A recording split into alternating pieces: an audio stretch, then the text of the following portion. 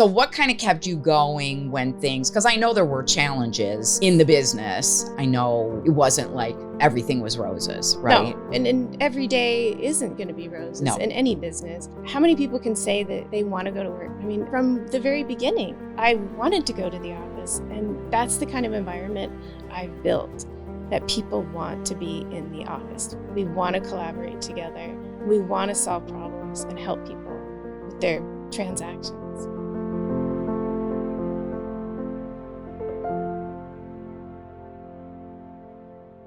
Hi, everybody. Welcome to Her Table, Her Rules. I'm your host, Juliet Peters, and I'm thrilled today to have Monica May-Dunn here. She is the owner of Arizona Escrow, which is a business that's focused on helping buyers and sellers exchange their funds, right? So, but what is fascinating about Monica, and one of the reasons I wanted to have her on to talk today, is because she's really someone who worked in this business for a long time and then had the opportunity to buy it.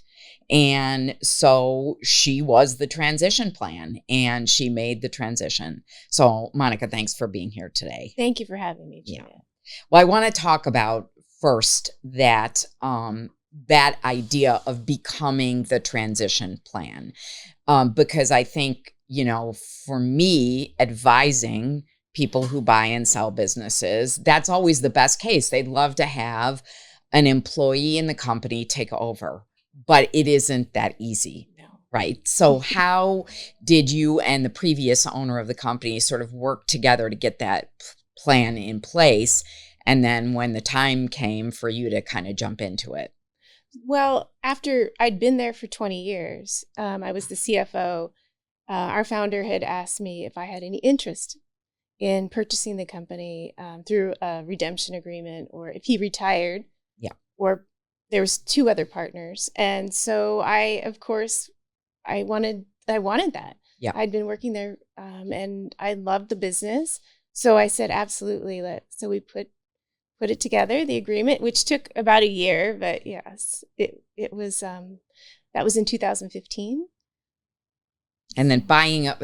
So this idea of it took about a year to paper it. Yes. So, you know, for those who don't know, when you buy a business, whether or not you're buying an existing business where you're the employee in, or whether you're buying a business from the outside, the average is 9 months. And so that's not unusual that it would take that long to get kind of everything squared away. But what I specifically want to talk about, and you don't need to give the numbers, but to talk about the process, which is, you know, how did you do that? How was the company valued? When was it valued? How did you access the capital you needed to be able to buy the business? Because it was a successful business that had been going for a long time. So it wasn't going to be your sweat equity that got the business to transfer to you. Correct. So how did you do that? Right. So our Arizona Escrow started in 1976. Don started it then. And when I started in 1990, you know, just learning everything about the business, but coming up with the actual price, we had a professional appraisal done. Mm-hmm. And then when I, you know, consulted with the widow, we had to all agree, especially with the other partner. And so that took some time. Yeah. And even though we'd been, you know, we'd known each other for 30 years, right? There was it's a process. You have to, you know, because of course most sellers think that the business is going to be worth a lot more than what it really is. Right. So once we got the professional appraisal done, that's a reality check. That's a reality check. Right. And every business owner should know what their business is worth. Absolutely. I highly recommend it, even if you're not even wanting to sell. Absolutely, Monica. Just to know that number. Yep. And so then you know in future, you know, what your expectations are. And then through that process, we had already agreed that I would make payments. And so for 3 years, I made payments. And that's how I acquired. I could have, you know, went out and got an SBA loan. Yeah. But it was easier and what our founder wanted was those payments. So those monthly payments, which we used through our servicing department. So we had a note, and those payments were split between the partners, and they had that monthly revenue. Yeah. And that's what our founder really wanted the widow to have that revenue for, 3 years. So that steady income instead of just one lump sum. If it was one lump sum, the tax implications it gets complicated, but yes. So we agreed on that. And so that's why when I say I became 100% owner in 2023, because that's when I actually finished making the payments. Yeah. So I didn't want to say I was owner until I actually owned it. But I guess 2020 is really when I became CEO. That is very woman of you. That you didn't want to say you owned the business because you hadn't made all the payments yet. Correct. So anyway, we'll talk about that another time. But I think that, the process, is important for people to understand, because it, a lot of times people will think, well, I'd love to buy the business where I'm working, right? But then they have no concept of how much it's going to cost and how to get that done. And I think one of the things is being not only on the seller side, knowing what the value of the business is, but also on the buyer side, knowing how you're going to finance it, because that also is a process. And you mentioned the SBA. And Yes. For people who don't know, the SBA has a lot of different programs out there that allow you to buy real estate or businesses. And those are really good Yes. options. But even those, you have to put your home up as collateral, and there are some downsides, But I wanna ask you, because one of the negatives when someone comes to me and says, I have this key employee and I want the key employee to buy the business, right? And so, I usually have two questions. One, how's it going to be financed? Because typically, and probably not in your case, but typically most of the time people are not prepared to buy a business. They don't have the financial wherewithal to do it right then. And then the second thing is mindset. So having an employee who even is a key employee, how did you make that transition from an employee mindset to an owner mindset? Because it's very, very different. It was very different. Yeah.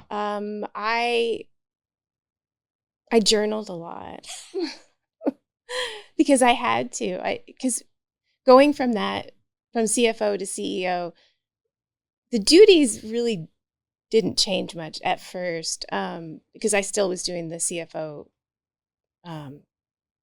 tasks. But it took me a while to have it really sink in that you own this now and you're responsible for all these people. So, but I embraced it in a positive way because I love Arizona Escrow and I love what we do. I love our customers. I love our clients. And I have a very visionary mindset about the company. So I wanted to change a lot of things. We rebranded right away because I wanted it to be mine. And technology and software, and really focused investing on that.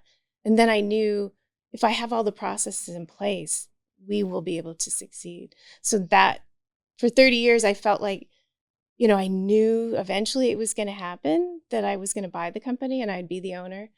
And all the things I was writing down about, okay, we're going to do this. I need to do this. And we have so many great opportunities in Arizona. So many people are moving here and buying businesses, and I enjoy what I do every day.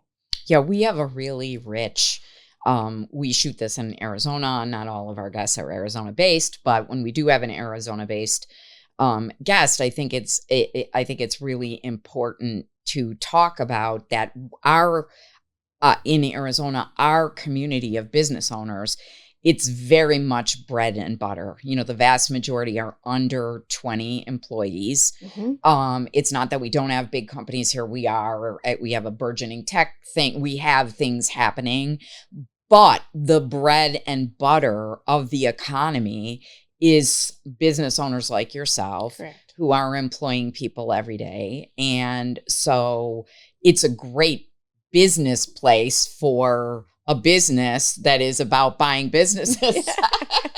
Because that is kind of our aesthetic, is a lot of people buying and selling businesses. What in your own, we talked a little bit about the mindset of switching to, and you journaled. What was your single biggest fear in moving from being an employee of the business to then having the responsibility for the whole kit and caboodle? Making a mistake. Making a mistake, really? Yeah, I'm very hard on myself. You don't want to make a mistake.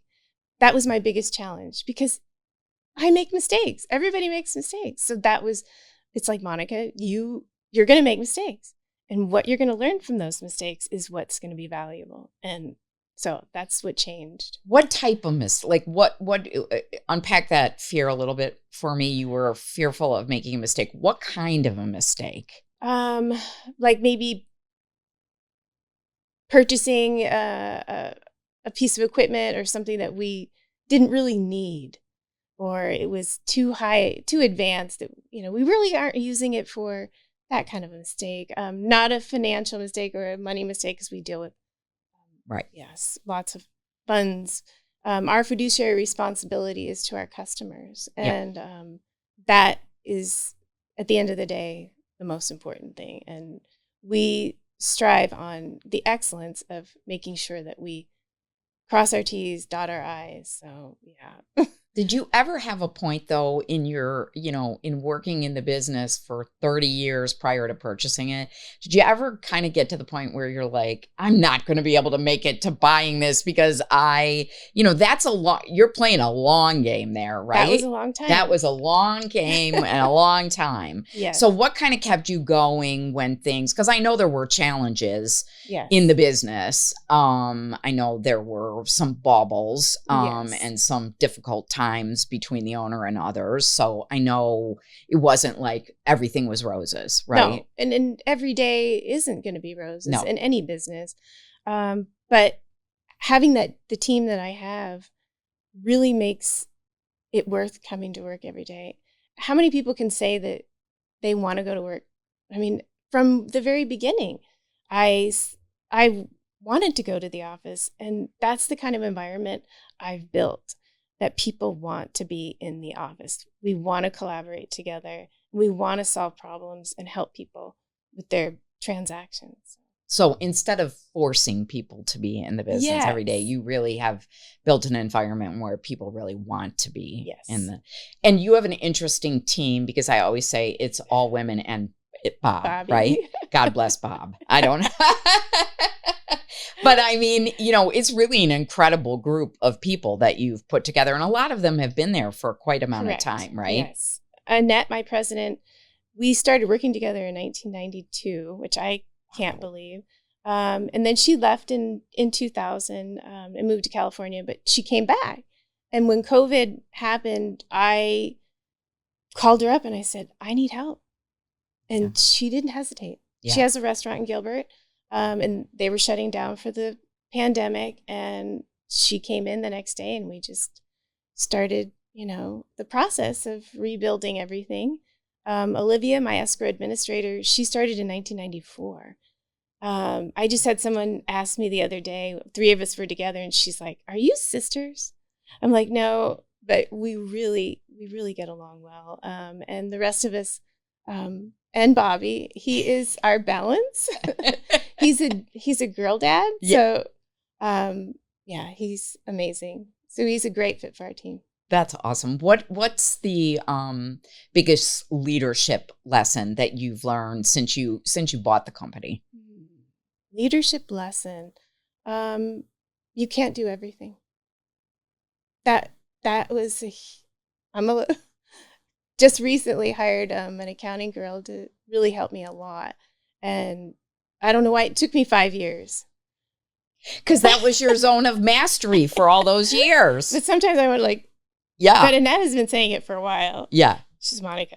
Yeah. Yeah. So Olivia and I are thrilled to have help, because Olivia was also, she has to step in when I'm doing things out of the office. So it put a lot of responsibility. So now we have that extra person. We have some balance. So yeah, I'm excited for the future and what I'm going to be able to do from here on out. Yeah, I would say, when do you have a distinct moment when you remember making that switch from being the operator of the business to being the CEO of the business? It just happened. It just happened. It just happened. Yeah. All of a sudden, I just thought, yeah, it's time. It's time. I don't need to be doing this stuff anymore. Yeah. Do you think you waited too long for that? No, I needed to do it in my own way. Yeah. Because if I had someone telling me I needed to do something, that doesn't work well with me. I needed to make that decision when I was ready. What are you, I know you have recently added a pretty significant business line to what you're doing. So what made you decide that it was time to bring back servicing, for people who don't know even what servicing is? But you help explain what, like, just basically what the core business is that Arizona Escrow does, and then what did you kind of add to it? So majority of our business is business transactions, mergers and acquisitions. A lot of those businesses are, the seller is the lender. So that's called a carryback. Yes. So we handle carryback financing in the loan servicing department, as well as private financing. So, and other title companies send us, transactions. So we handle the paperwork, the payments, taxes, insurance. So we kind of take the headache out of the whole process for the buyer and seller. Yeah. And we're that neutral third party. Yeah. I think that it was important. Our customers were asking us, when are you going to bring that back? In 2022, we sold that part of the business because I needed new software. And I really wanted to find the right software. And it's taken me a long time. But we have phenomenal software now, and it's state of the art. It's all in the cloud. It's wonderful. So our customers are really happy. That's awesome. So when you, and I didn't remember this when we talked before, but so when you took over, when you bought the company, you actually sold off a piece of the company? Yes. And that was because you didn't think it was in a technological, you thought, was it losing? I mean, what drove you to do that? It was the software. I knew the risk, and with cybersecurity and everything else, it was a proprietary software that was built for us in 2006. The actual software developer has passed on. So I was like stuck. Yeah. Where it was starting to pretty things happen. So I'd had it worked on, and the software was, dated. Yeah. So I was like, the best thing for our customers, and that is the most important thing to me, is to protect them. Yeah. So I sold those accounts, and it worked out really well. Yeah. And the transition was good. And now we're doing it again. How many years in between selling it and restarting it? 3 years. 3 years. Awesome. 3 years. Software is, to find the right software. I went through a couple, 3 months doing implementation, and then discovering that it's not what they said it was. Yeah. So start all over. Yeah. So it's a process, and I had to do that. I could talk to you for a long time about, we could really focus on what you see in the M&A space, because that's what you do every day. I think we've already touched on the fact that owners don't know their value. So if you own a business, really it makes so much sense to do a baseline type of evaluation. You don't have to spend $25,000. There are valuations out there that will cost that. Oh, yeah. But it's typically when there's a divorce or something where it has to be defended in court. But there are lots of, there are even some tools out there that will do sort of your hot kind of back in the napkin type of value. And really, as a business owner, you should totally do that because absolutely you don't have any sense of what your business is worth. And then make sure you have all your articles, your operating agreements, or any kind of your business documents organized. Yes. As well as, any kind of, life insurance or anything that the ownership has, any value in. And, I guess the biggest thing for me and what I see in other business owners that we do transactions with is, having everything in order. It really makes things so much easier when you get to the point where you're going to sell.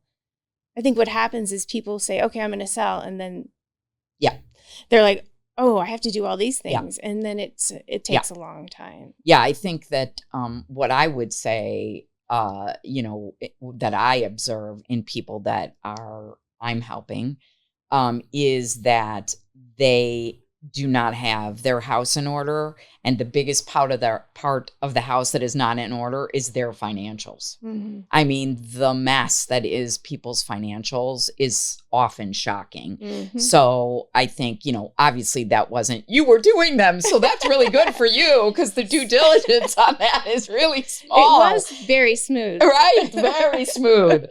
But I think that's the single biggest pain point is people really have kind of not clean financials. Yes. And the other thing is when you're going to buy a business or sell a business, clean financials mean about 2 to 3 years out, right? You got to stop maximizing for tax efficacy and start, maximizing for purchase price. Correct. And those two things don't go together. So sometimes you have to have short-term pain for long-term gain. Correct. So try to keep your personal out of your business. Yeah.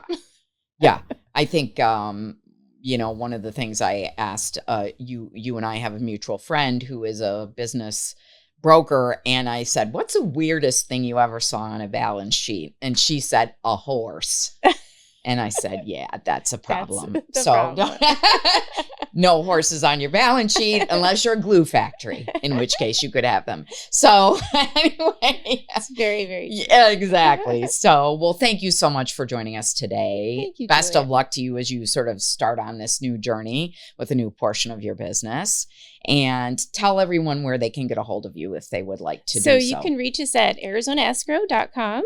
Or you can call us at 602-956-2629. And my email address is monica@arizonaescrow.com.